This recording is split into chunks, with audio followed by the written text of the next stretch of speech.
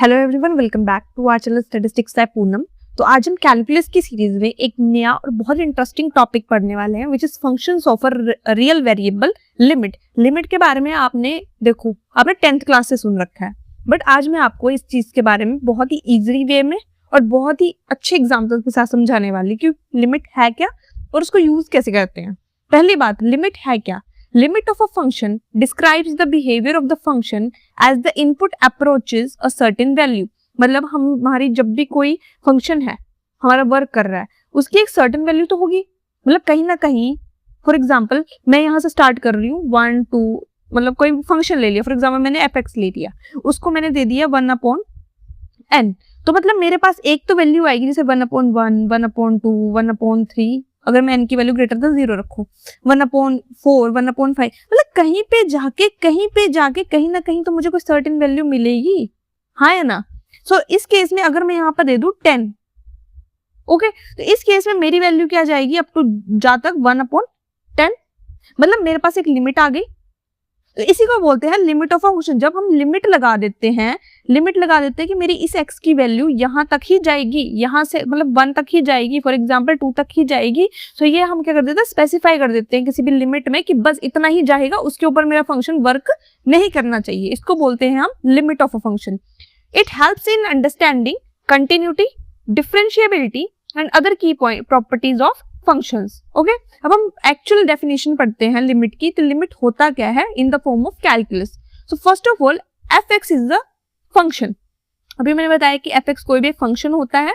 The limit of fx age limit होती है इसी फंक्शन की वेयर x अप्रोचेस टू, इस साइन को बोलते हैं अप्रोचेस, बिकॉज ये किस चीज को अप्रोच कर रहा है, मतलब उस चीज के ज्यादा पास जाने की कोशिश कर रहा है। जैसे फॉर एग्जांपल, जैसे आप लड़का लड़की होते हो, लड़का अप्रोच करता है लड़की को, या लड़की अप्रोच करती है लड़की को। If you love someone, okay, और you have a crush on someone, approach करते हो, जाके उससे पूछते हो, उनके करीब जाते हो। सो दिस इज एन एग्जाम्पल, थोड़ा ज्यादा पर्सनल हो गया, पर प्लीज थोड़ा समझाने का तरीका थोड़ा कैजुअल है। ओके, सो इस केस में x approaches to a means वो क्या कर रहा है, बहुत क्लोज जाने की कोशिश कर रहा है a के, ताकि वो उसकी वैल्यू ले पाए। Okay, is denoted as, so for example ये जो हमारी लिमिट है, ये हमारी जिसको बोलते हैं लिमिट की ओरिजिनल फॉर्म है, जिसे हम इक्वेशन की फॉर्म में लिखते हैं। So it is limit x approaches to a fx which is your function and l is your limit. मतलब हमें इस चीज को हमारी लिमिट के इक्वल बनाना है। ये हमारा सिंपल फंडा है लिमिट के केस में।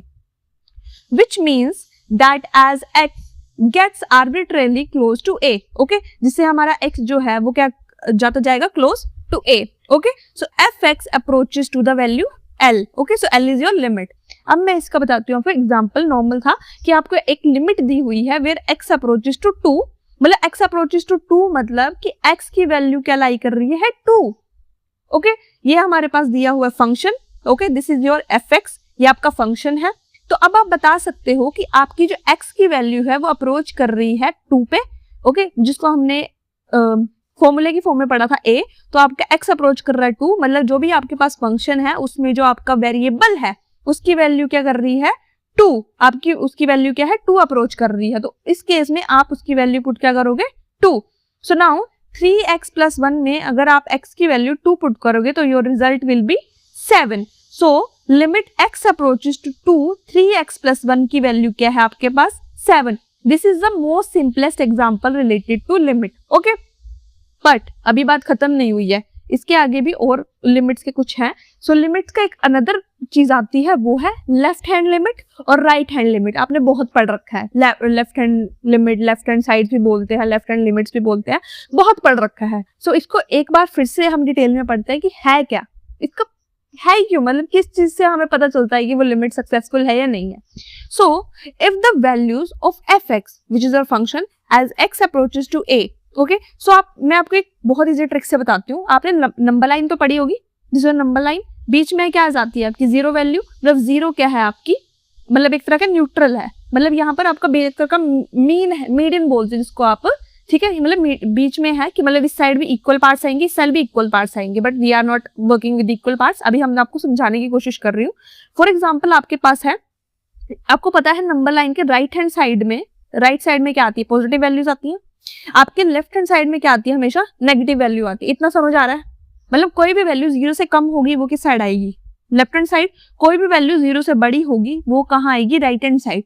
दिमाग इस टाइम खोल के रखो, जो एक स्टेप बता रही हूँ बहुत इजीली समझा रही हूँ, समझ आएगा। ओके, सो अगर कोई भी मैंने x ले लिया रैंडम वेरिएबल, उसकी वैल्यू 0 से कम है तो वो कहाँ आएगा, लेफ्ट हैंड साइड। अगर उसकी वैल्यू 0 से बड़ी है तो वो कहाँ जाएगा, पॉजिटिव साइड। और अगर x इक्वल टू 0 है तो ऑब्वियसली वो बीच में रहेगा। ओके, उस चीज में कोई हमें तिकड़म लगाने की जरूरत नहीं है। सो इस केस में अब हम देखते हैं लेफ्ट हैंड लिमिट क्या होती है। लेफ्ट हैंड लिमिट क्या होती है, जिसमें अभी मैंने बताया आपको जो जाती है लेफ्ट हैंड साइड, तो दिस इज जहां पर नेगेटिव साइन आता है। सो इस केस में भी हमारी जो लिमिट, जहां हमारी x अप्रोच कर रही है a, उसके ऊपर क्या आ जाएगा, माइनस साइन, जो मतलब हमारी वैल्यू क्या है, नेगेटिव साइड जा रही है। इससे हमें पता चलता है दिस सिंबल रिप्रेजेंट कि लिमिट जो है वो हमारी लेफ्ट हैंड साइड लिमिट है। ओके, समझ आया आपको? इस सिंबल देख लिया तो समझ लो ये लेफ्ट हैंड लिमिट है। ओके, इसके साथ आपका फंक्शन आ गया। अब देखते हैं हम right hand limit. Right hand limit में ऑब्वियसली अगर यहाँ नेगेटिव है, दिस इज लेफ्ट, ऑब्वियसली अपना राइट देखो, ठीक है। जैसे आप बैठे हो, आपका राइट हैंड साइड क्या हुआ, पॉजिटिव साइड। सो आपका पॉजिटिव साइड क्या हुआ, जब आपकी जो x अप्रोचेस टू a है, मतलब x की कोई भी वैल्यू अगर पॉजिटिव साइड जा रही है, so it means it is going to the right hand limit. Okay, तो अगर आपको कहीं देखना है कि आपकी राइट हैंड लिमिट कौन सी है, नेगेटिव बता दिया लेफ्ट के लिए, सो पॉजिटिव इज राइट। इससे आप पता लगा सकते हो कि negative is left and right is positive. बहुत इजी है इस चीज को चूज करना। ओके, थर्ड पॉइंट है मोस्ट इंपॉर्टेंट, अगर हमारी ये दोनों limits equal to each other हैं, मतलब left hand limit is equal to right hand limit, then we can say हमारी लिमिट क्या कर रही है, एग्जिस्ट कर रही है। ओके, इस केस में हम बोलेंगे हमारी लिमिट एग्जिस्ट कर रही है। अगर बाई चांस ये दोनों नहीं हुए, फॉर अ चांस मैंने बता लिया 2 है ये 3 है, ऑब्वियसली नहीं है, इक्वल नहीं है, तो मतलब हमारी लिमिट क्या कर रही है, डज नॉट एग्जिस्ट, है ही नहीं, क्योंकि दोनों लिमिट अलग अलग है। एक का पलड़ा भारी है, for example this is 3, this is 2, एक यहाँ पर 3 तक यहाँ आ रहा है, एक 2 यहाँ तक आ रहा है, ऑब्वियसली ये वाला राइट हैंड साइड बड़ा है। ओके, एक का पासा बड़ा है, तो ये हो ही नहीं सकता। लिमिट क्या होती है, दोनों इक्वली साइड की होनी चाहिए, सेम होनी चाहिए, तभी हम बोल सकते हैं हमारी लिमिट क्या है, एग्जिस्ट कर रही है। इसके लिए आपको एक एग्जाम्पल दिखा रही हूँ। तो एग्जाम्पल देखोगे कि आपके लिए फंक्शन दिया हुआ है जिसमें आपको दिया हो कि x इज लेस देन 3 की वैल्यू ये है, x इज इक्वल टू 3 की वैल्यू 5 है, और x इज ग्रेटर देन 3 की वैल्यू ये है। और हमें बोला हुआ है कि find the limit of x approaches to 3 fx। Okay, so अब आप देखोगे कि आप बोलोगे कि ये तो 3 पॉजिटिव हो गया, क्योंकि ऊपर नहीं, अपनी मर्जी से साइन ही लगा देना। Okay, this is normal limit, आपको ऊपर करवाया था ना ये वाला सिंपल लिमिट। अभी तक आपको ये नहीं बोला, आप पर इसको यूज करोगे लेफ्ट हैंड लिमिट और राइट हैंड लिमिट से ही। क्यों, आपको मैं पहले बता देती हूँ कैसे। आपने एक चीज नोटिस करी, आपके पास वेरिएबल दिया हुआ है x इज लेस देन 3।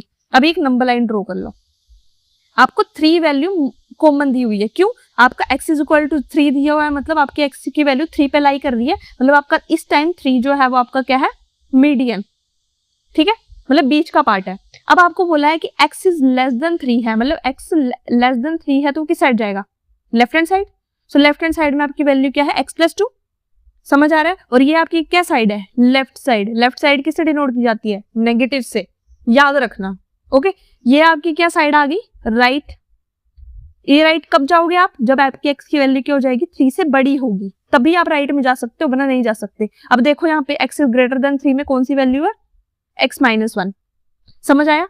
अब x माइनस 1 है और आपको पता राइट हैंड साइड कौन सी होती है, पॉजिटिव साइड। सो ये बहुत इजीली आपने कवर कर लिया, आपको पता लग गया कौन सी चीज कहां पर है, कहां पर कौन सा साइन लगना है, बस खत्म।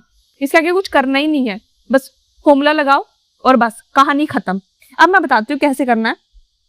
सो इस केस में रुको, just wait a second.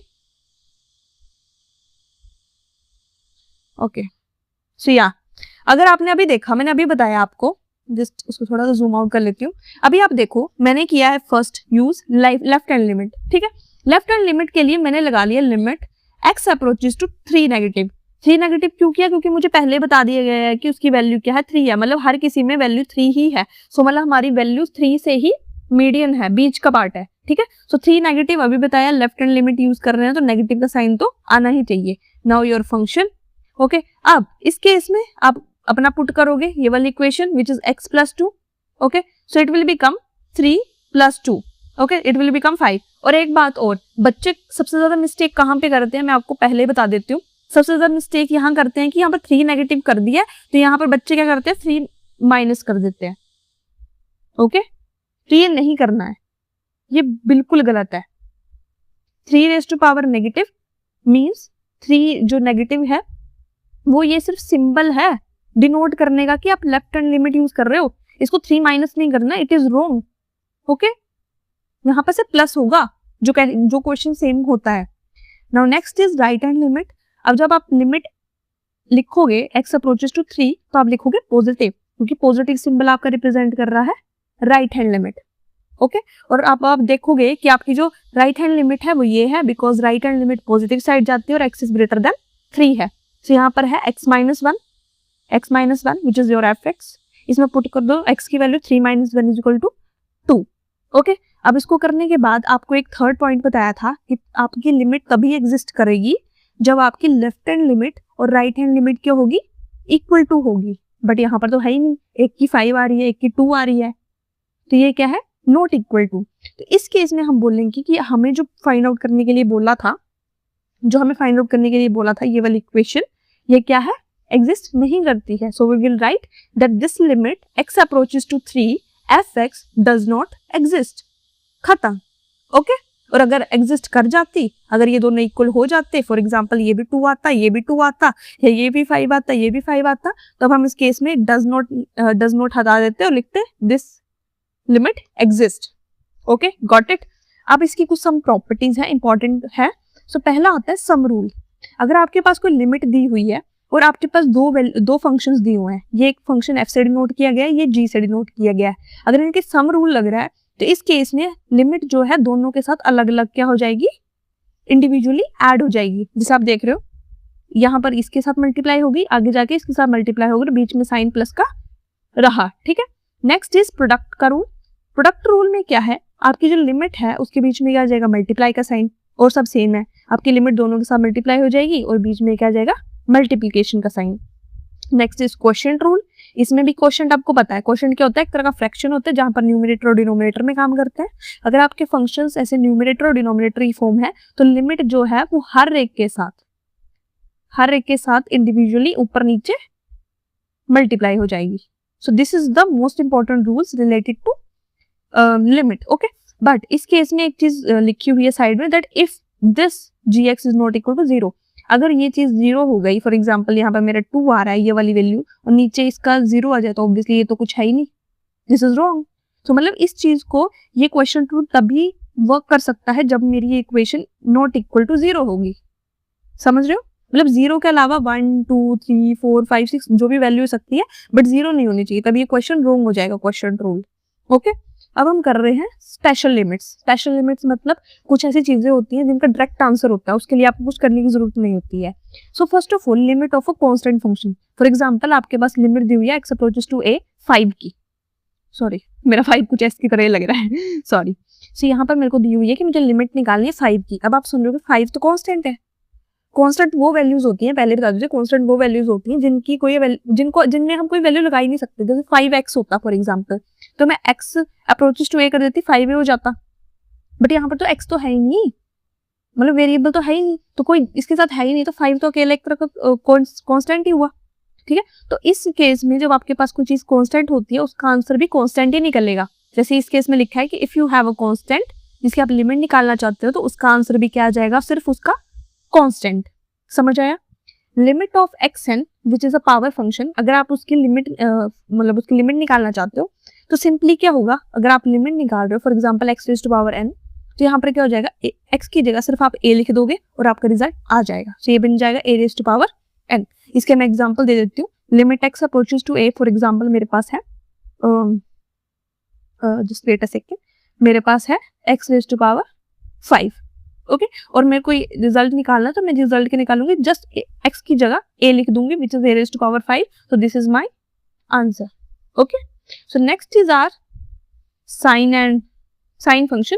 So sine के फंक्शन के अगर आप लिमिट लगाते हो, पर इस केस में आपकी x अप्रोचेस टू a नहीं है, x अप्रोचेस टू 0 है, तो मतलब अगर आपका x अप्रोचेस टू 0 है और साथ में आपका साइन x अपॉन x है, तो उसकी वैल्यू क्या होती है 1। और ये आपको बहुत इंपॉर्टेंट लिख रही हूँ। क्यों? क्योंकि आता ही है, कभी कभी ऐसा क्वेश्चन आ जाता है कि डायरेक्टली आपको एमसीक्यू दिया होगा जैम में, गेट में, ठीक है, आपको सिर्फ क्वेश्चन दिखा होगा और बच्चे क्या करते हैं, उसको सोल्व करने लगते हैं। सोल्व ही नहीं करना है बच्चों, इसका सिर्फ सिंपल सा आंसर है sin x upon x is equal to 1। समझे? सो अब क्या करना है, next is limit of exponential function. Exponential function क्या है? So limit x approaches to 0 1 plus x 1 upon x। सो इस चीज का डायरेक्ट सॉल्यूशन है विच इज e। e का मतलब होता है नल। ओके, नल भी बोल सकते हैं, एप्सिलॉन भी बोल सकते हो, और एप्सिलॉन की वैल्यू क्या होती है? 0 ही होती है। सो इसका डायरेक्ट आंसर क्या है किसी भी एक्सपोनेंशियल फंक्शन का? e। Okay, so I hope you like this video. बहुत अच्छे से लिमिट टॉपिक कवर किया गया है। अगर कहीं भी किसी भी स्टेप में, किसी भी मतलब छोटी सी जगह पे भी आपको डाउट हो रहा है कि क्यों आया, क्वेश्चन पुट कर दो, कुछ नहीं सोचना है, ठीक है? आपके लिए मैं बैठी हूँ यहाँ पे, लिखो। कोई और क्वेश्चंस भी होंगे वो भी मुझे भेज दो, सॉल्व करके डायरेक्टली मैं वहां पे अपलोड करूंगी। सो डरना नहीं है, ये बार बार मैं आपको हर चीज में बताती हूँ। Okay, so thank you for watching this video and हम जल्दी मिलते हैं, तब तक के लिए बाय बाय।